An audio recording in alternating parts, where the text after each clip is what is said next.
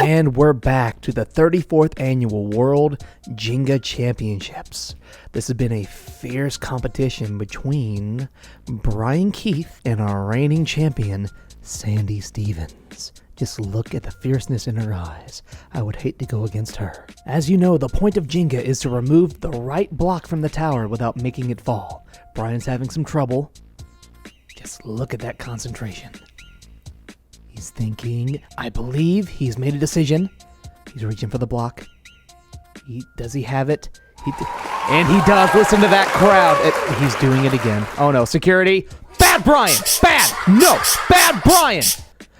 Sorry, folks. As you may know, Brian has been confused all morning, thinking this is a hot dog eating contest. Now it's champion Sandy Stevens' turn. She's had a great day. Her tower has barely even moved. She's reaching. Careful, Sandy. Don't mess up. Don't mess up. You're messing up. Not that one. Do you mind? Yes. Sorry. Okay. She's making her move. She seems a little shaky. She's going for the bottom? I don't quite understand. Oh no. It's sliding. It's sliding. This can't be good. Oh no.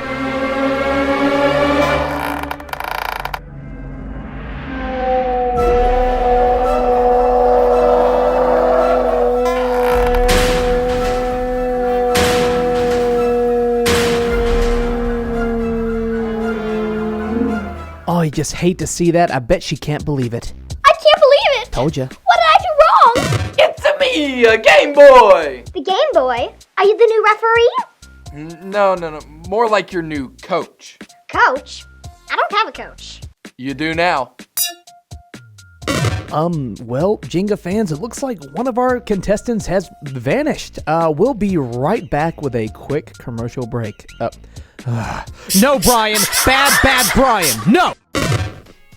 What are we doing here? I thought it'd be important that you learn what you did wrong in the championship game. I know what I did wrong. I was shaking too much. Nope, you removed the wrong piece. You see, in Jenga, when you move the wrong piece, the whole tower comes crumbling down. Of course I know that. Well, did you know that the same thing applies to your life as a Christian? It does? How? I'll show you. Hey, this is my bedroom. Yep, this is where you've been spending a lot of time lately. Yeah, practicing for the Jenga championship. Right. It's been about just all you've been thinking about lately. All you can think about is Jenga. It's so important to you that you've forgotten about some things that are even more important. Like what? Like this. You've been studying Jenga and you haven't read your Bible in months. Well, yeah, but... And you haven't prayed in months either. Well, I've been having to practice for the... And you haven't been to church in months. It's almost like you've completely shoved Jesus out of your life. I wouldn't say that. I would. Not this again. Yep. You've been so focused on the championship that you removed Jesus from the center of your life. And just like in Jenga, when you remove the wrong piece, Jesus, your whole life comes crumbling down. I never thought about it like that. I didn't mean to, but I guess my actions really did take Jesus away from being what my life was built on. I was building my life on success and winning the championship. That's right.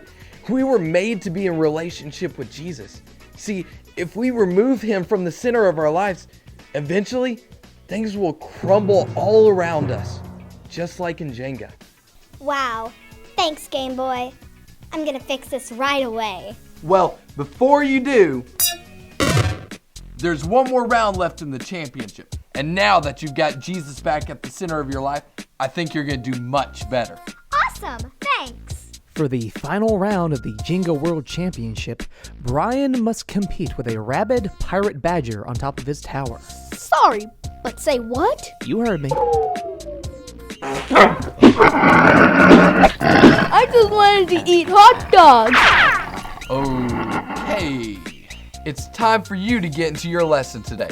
You're going to be learning from an incredible parable Jesus told about a wise builder and a foolish builder. It's all about making sure that Jesus is the foundation of our lives. This is Game Boy, signing off. What's up? What's up? What's up? What's up? Ah, yeah, it's me, the SKI to the double TLES, Skittles in the hizzy, and I'm ready to tell you what's up. Today, we talking all about Jenga and keeping the right piece at the center of our life. That piece is Jesus. So anytime today somebody asks you what's up, you tell them, I will keep Jesus at the center of my life. At the center of your life can't be money, can't be friends, and at the center of your life can't be bacon, although it really smells good. No. At the center of your life, the piece that can never go missing is Jesus. So anytime somebody asks you what's up, you tell them, I will keep Jesus at the center of my life. And that's what's up. I got a rainbow of flavor, and I'm living for my Savior. Skittles out, baby, yeah. All right, let's practice that. Everybody go ahead and stand up. Anytime anyone says, what's up? You're going to stand up and say it as loud as you can. I will keep Jesus at the center of my life. Let's try that. Everybody stand up. That means you boys. Yeah. Everybody stand up. Everybody. Come on. Here we go. What's up? I will keep Jesus at the Center of my life. There you go. Good job. What's up? Keep Jesus at the center of my life. There you go. Julian, you're freaking me out, man. Just scoot over. All right, there you go. All right, here we go. It is now time for us to worship the Lord. Everybody go ahead and stand up. Y'all, most of y'all already singing. Good job. All right, so we're going to sing this song. It's called Know You More. We learned it the other week. Hey, honey, I got a little video there, and your head might be in the way. Can you scoot to the left? There you go. Perfect. Awesome. All right, so it's called Know You More. So it goes like this. I will live my life to know you more. All right, I will lift my hands to know you more. All right, and then it says, I will hear you speak. Is this going to be a problem? No. Yes. Okay. I'm going to hear you speak. All right. Follow your lead. Give me everything I need. I will live my life to know you more. All right. You three over there, sit down. Let's go ahead and stand up. Here we go.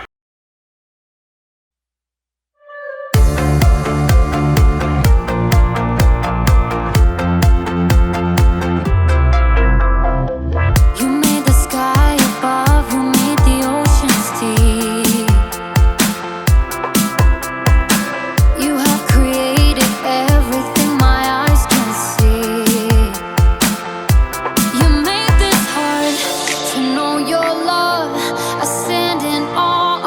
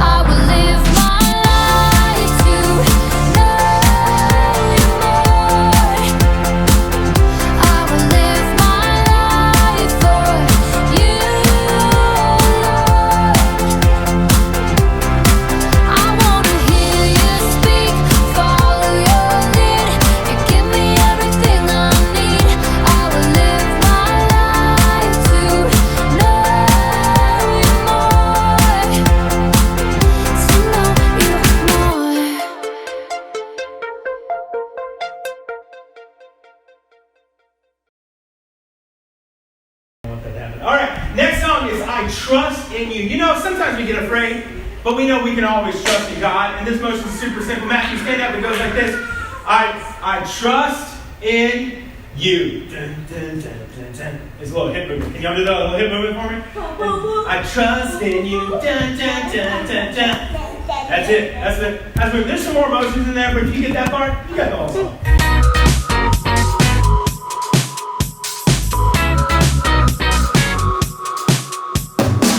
You hold the world in your hands. You put the stars in their place. You help me understand, and you guide me for all my days. In everything I do, I will keep my eyes on you. And everywhere I go, I want the world to know I trust in you. I trust in you. I will trust in you. Trust in you. You have my life in your hands. Your wisdom is what I seek. You teach me to understand. You're the strength that gives me peace. Oh, oh. In everything I do, I will keep my eyes on you. And everywhere I go, I want the world to know I trust in you. I trust in you. I will trust in you. Trust in you. You hold the world in your hands. You put the stars in place. You help me understand, and you guide me for all my days. In everything I do, I will keep my eyes on you. And everywhere I go, I want the world to know I trust in you. I trust in you. I will trust in you. Trust in you.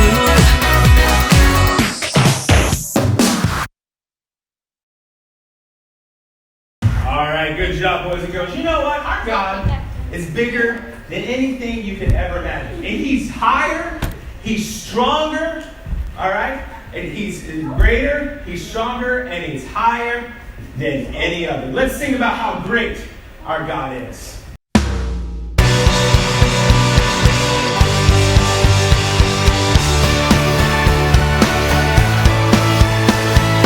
Water you turned into wine.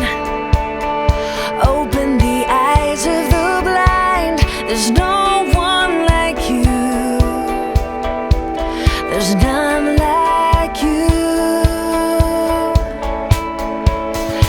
Into the darkness you shine, and out of the ashes we rise. There's no one like you.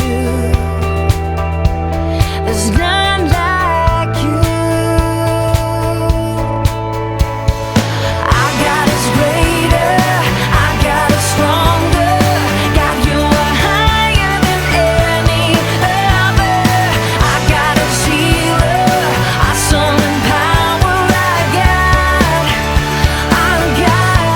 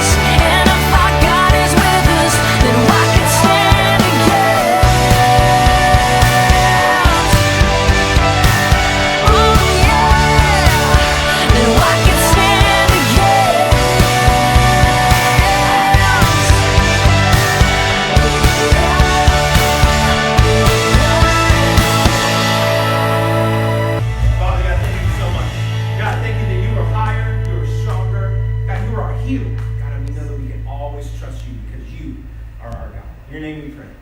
Amen. Amen. Thank you, boys and girls. You may have a seat. It is now time for the offering. We got some offering right here. You got your offering? Go ahead and dig that out. Here we go. I'll put it right down here in my bucket. Thank you very much. Thank you, thank you, thank you, thank you, thank you. Anybody else? Anybody else? Albert's got something. He's got butterfly. Thank you very much. Hook us up later. All right. Thank you very much. All right. If you have your Bibles, if you have your... Hey, all you people. What's up?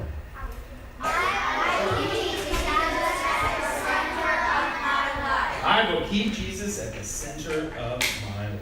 All right. If you have your Bibles, open up to Matthew chapter 7, verse 24 through 27. Matthew chapter 7, verse 24 through 27. That's where we are in the Bible today. So Matthew is the story of Jesus. It's all the things that he did, all the things that he said. Not everything, but a lot of what he did and what he said. And so Matthew chapter 7, verse, this part we're taking is a parable. Now, a parable is a story with a meaning. It's kind of like, okay, he's saying one thing, he's telling us a story about one thing, and then we're supposed to figure out how to live our lives based on what he says. And sometimes Jesus explained what he said, and sometimes he didn't, but this particular one is pretty easy to figure out what they're talking about. And so this is a made-up story that Jesus made, and so we're going to put some modern elements into it just because it's a made-up story, but it still works. All right? So, here we go. There were two men who decided to build a house. Anybody ever seen a house being built? Anybody ever seen that? They just built a house across the street from me, and it was really cool how to watch them build this because it was like totally like just, it was a woods. And I saw them tear down all the trees, and then they flattened out the ground, and then they did something they only do in Florida. I've never seen anyone do this before. They brought in a whole bunch of sand or dirt, and they made a hill out of the dirt because they needed it up above so it could drain properly. So they put it up there. Also, in Florida, sand shifts. It moves around. And so you have to have a firm foundation. In Georgia, everything is made out of clay. And so you don't need to make a hill because it's there. It's not going anywhere. And so they built the sand, but then after they put all this sand, truckloads and truckloads of sand, you know what they did? They dug a hole. They made a gigantic rectangular hole about 18 inches deep, and then they poured concrete in it. And then after they poured concrete in it, then those had been set, they dug another hole that was about a foot thick, and they poured more concrete on that, and then there was just this concrete slab. And you walked over, and that was when I went over to their house to say, hey, how you doing? And I walked over, and it was just inside their house, and I got to be all in the house. But it was just a concrete slab, little poles sticking out. It's like, oh, look, there's what the toilet's going to be, and the stove's going to be over there. You can see where all the things were, and the lady was so excited to tell us about where to build a house.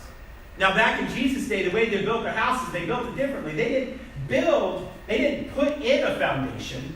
They tried to find a place to put a foundation. So these two guys decided to build their house. The first guy went around, and he searched high and low, trying to find the perfect place to build his house. And he found a place over by the beach. Now, when we build a house on the beach, it's just sand. Because, you go out to Siesta Key, it's like half a mile before you actually get to the water because it's all the sand. But if you go out west, or if you go up north, it's not that way. It's actually very rocky. And sometimes it's even like cliff sides going in there. And so that's where this guy decided to set up his house, on the stone, on the rocks. And he built a beautiful, beautiful home that his whole family would be happy in.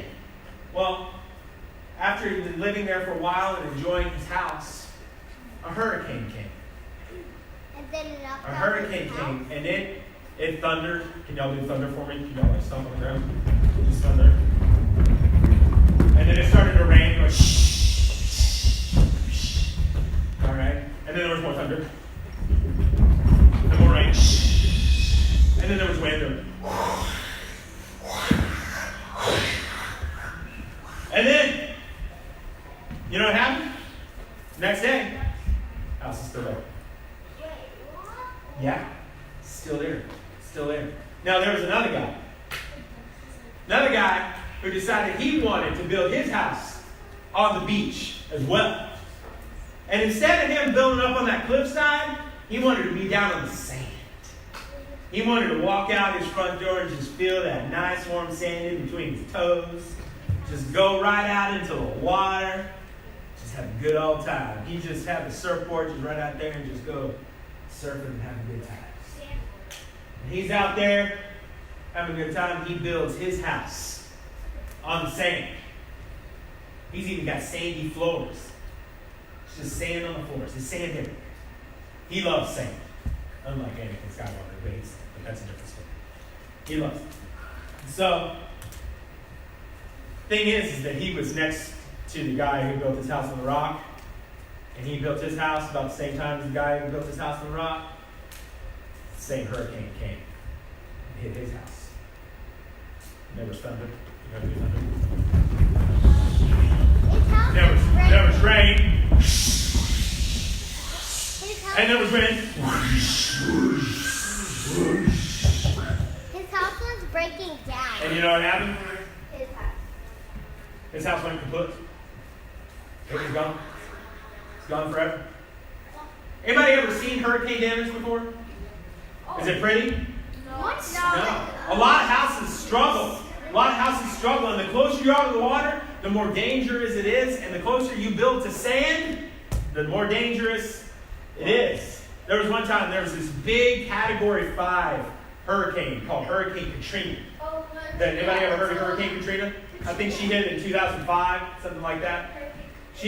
I went to go help the people. Because it hit Louisiana, it hit New Orleans, and that was the big story. But where it really hit was Gulfport, Mississippi. And so I went up to Gulfport, Mississippi to help them. And the whole place was devastated. And so we go down to the coast to see what happened down there. And we're driving down, and we're about half mile away from the water. We turn down the road to get down to the beach. And this is where the big multi-million-dollar houses are. You know those houses that you see down Midnight Pass, these big expensive houses with the fences around them, you can't even see them. Those houses. We get down to there, and I start seeing those houses. But there's a problem. They're upside down. Literally upside down.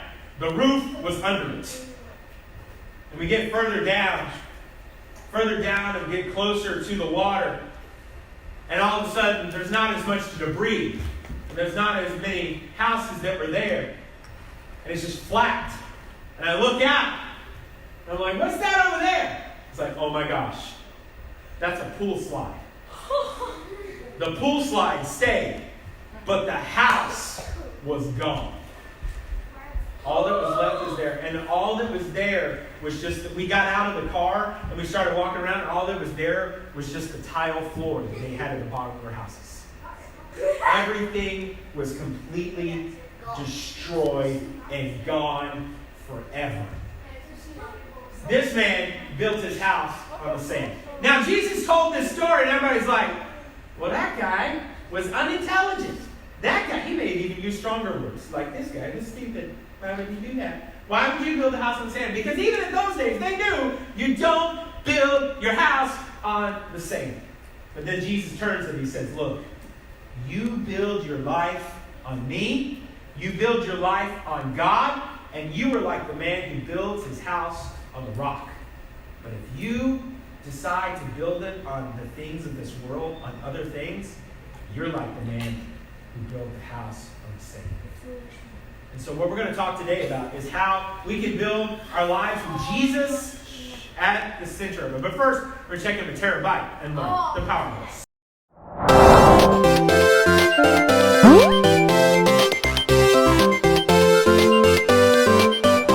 What's up, guys and gals? It's me, Terabyte. Are you ready to get powered up with another power verse? I know I am. Here we go. Today's power verse says, for no one can lay any foundation other than the one we already have, Jesus Christ. 1 Corinthians 3:11. Wow! What a great power verse! It's got me all pumped. You know what that means? I want my girls to stand up and say it out loud with me. Come on, ladies. stand up and say the power verse with me, terabyte, on the count of 3. Ready? 1, 2, 3. For no one can lay any foundation other than the one we already have, Jesus Christ. 1 Corinthians 3:11. Nicely done, girls. You can sit back down. Now it's the boys' turn. I need all the boys to stand up and say the power verse with me on the count of 3. Come on, guys. Nice and loud. Here we go. 1, 2, 3. For no one can lay any foundation other than the one we already have, Jesus Christ. 1 Corinthians 3:11. Boys and girls, today's power verse is talking about how we need to keep Jesus as the most important thing in our lives. If we don't keep Jesus as the center of our lives, we'll crumble and fall, and life could squish you flat like a pancake. Oh man, anybody got some syrup? But with Jesus at the center of your life every day, you'll be filled with wisdom and hope and joy and love, and you'll be all like, go Tara, it's your birthday. Not really, but I'm gonna dance anyway. Yeah, oi. Now that you know that, let's get powered up and say the power verse together. Everybody stand up and say the power verse with me on the count of 3. Here we go, everybody. Ready? 1, 2, 3. For no one can lay any foundation other than the one we already have, Jesus Christ. 1 Corinthians 3:11. Great job, everybody! You can sit back down now. I've got to go, but I'll see you next time with another awesome power verse. This is Terabyte signing off. Game on!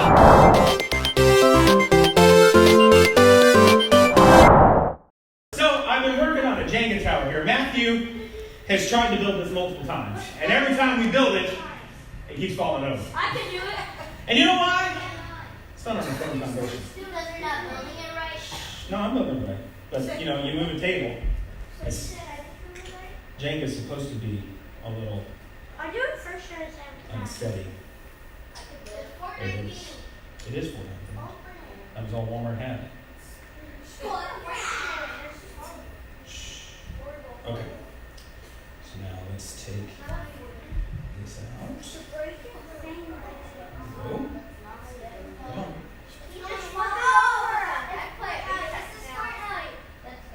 There it is. I got it. We're gonna keep it going. Boom! Check that. That's unnecessary. All right. Now it's fixed. So, you know, when people build buildings, they build houses, they talk about what's going to be on the windows or the color of their door.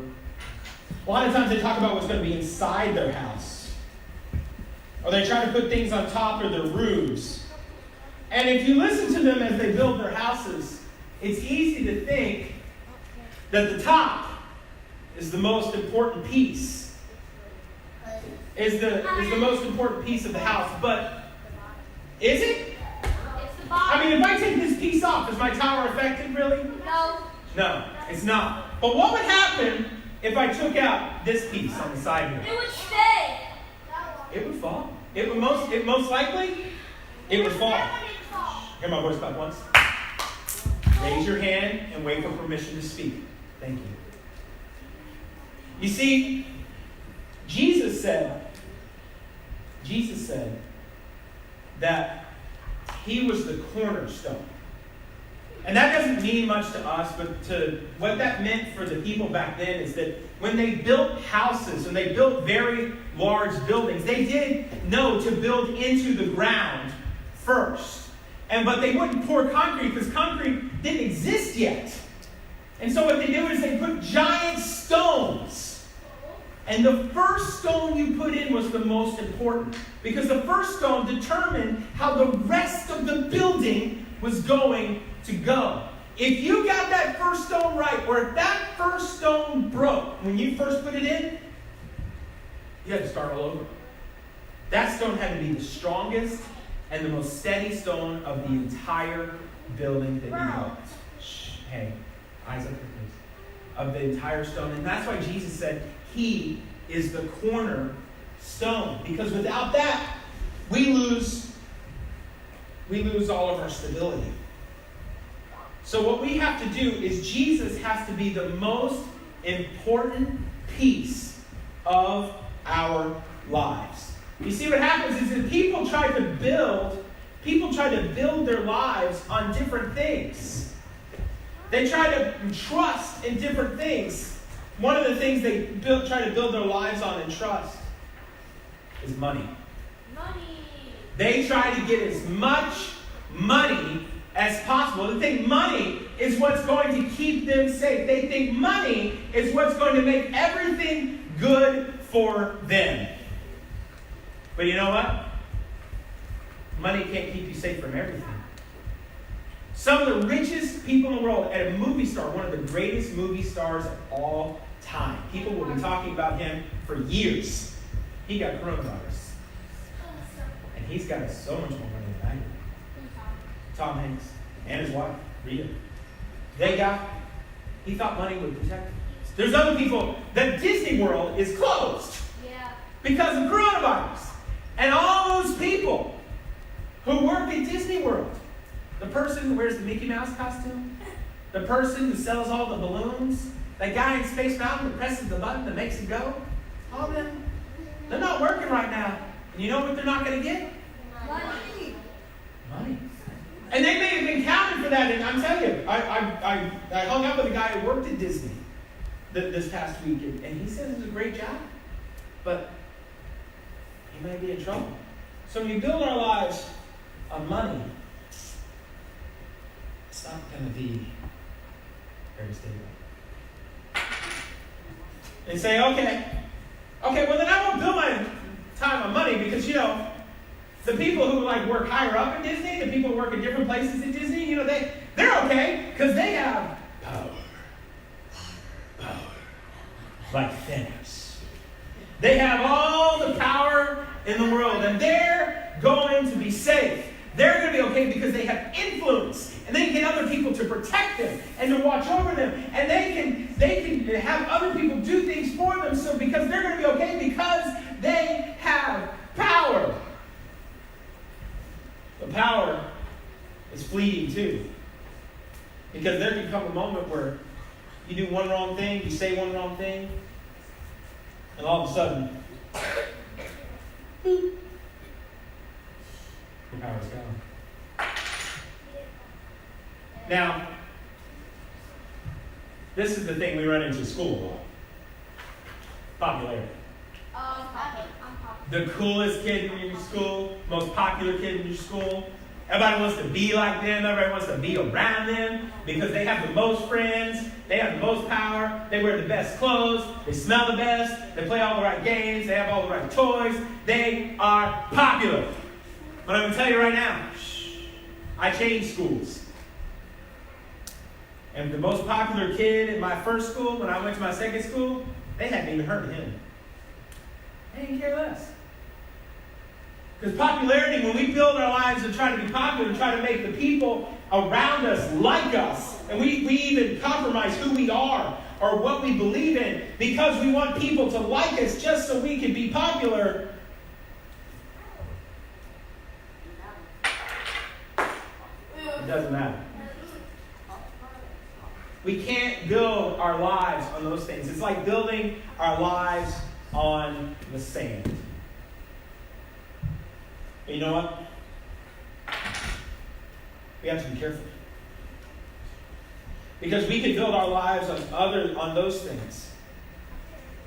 But there's one thing that we can never remove from our lives. One thing that no matter what happens, we're always going to be, we always need this. And that person is Jesus. Remember I said in the beginning that Jesus was the cornerstone. So if I take Jesus out,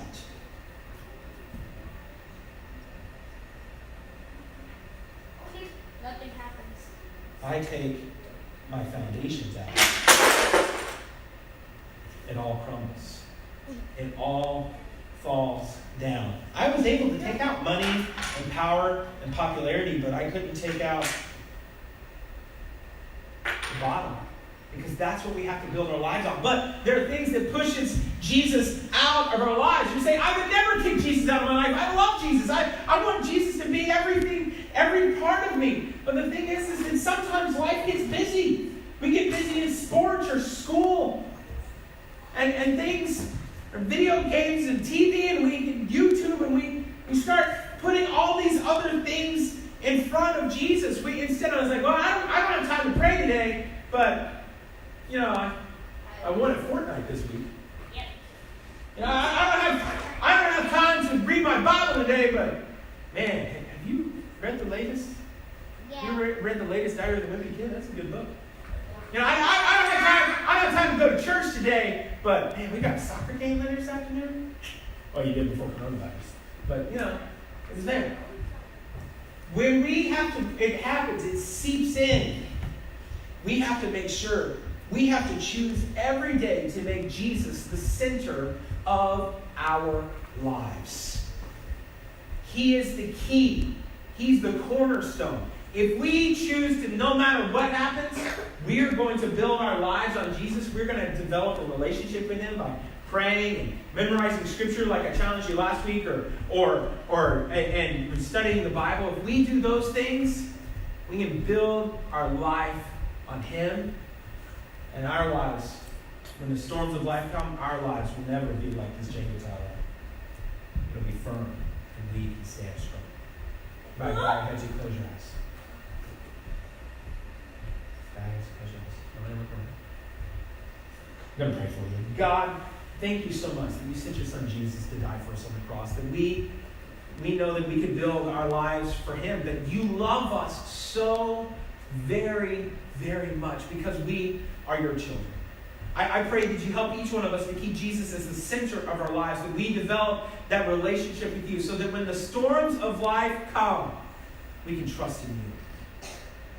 We can trust in you that we are built on the firm foundation and that you are the way, the truth, and the life. In your name we pray. Amen. All right, it is now time for Skittles. Hey, all you people! What's up?